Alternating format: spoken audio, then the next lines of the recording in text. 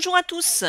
Afin d'améliorer votre productivité, nous allons voir une fonctionnalité sous Excel qui va vous permettre de faire des modifications très rapidement. Donc cette fonctionnalité s'appelle le remplissage automatique. Vous allez voir, c'est assez extraordinaire pour de grandes bases de données. Donc par exemple ici dans ma base de données, j'ai saisi tous mes noms avec une majuscule au début et ensuite des minuscules. Moi je souhaiterais n'avoir que des majuscules. Alors avant il fallait utiliser une fonction qui s'appelle majuscule, donc elle est toujours existante, mais il y a beaucoup plus simple. Donc là je vais insérer une colonne, donc un clic droit, insérer, colonne, je vais l'appeler de nouveau nom,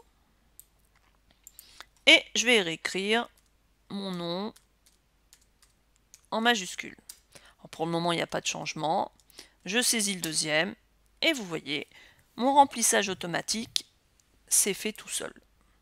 Donc cette colonne-là, je vais la supprimer. Alors on peut aller beaucoup plus loin. On pourrait souhaiter par exemple créer un code pour chaque salarié. Donc on y va.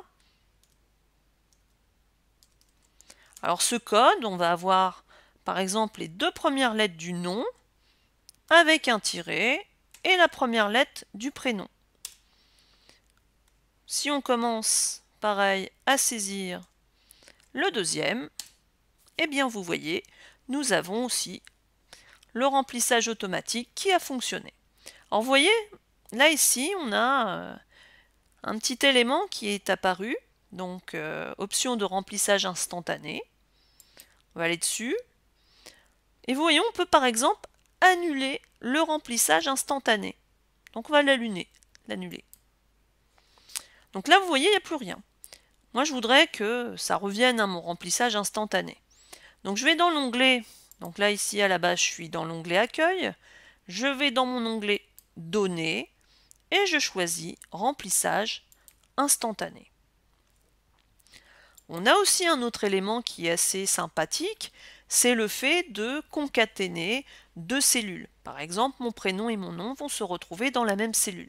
Donc avant, il fallait utiliser la fonction concaténer. Aujourd'hui, il y a un moyen beaucoup plus simple, et nous allons le faire dès à présent, c'est d'utiliser justement ce remplissage instantané. Donc je commence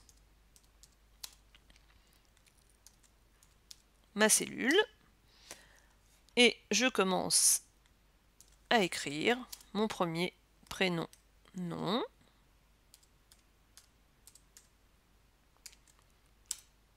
Je fais le deuxième et vous voyez, il m'a bien concaténé mes deux cellules.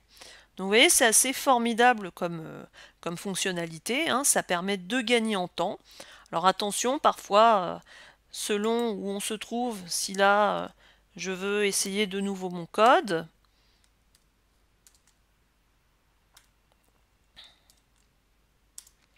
donc je continue avec le deuxième. Là, il n'y a rien qui va se passer. On peut utiliser le remplissage instantané, et là, il ne va pas comprendre.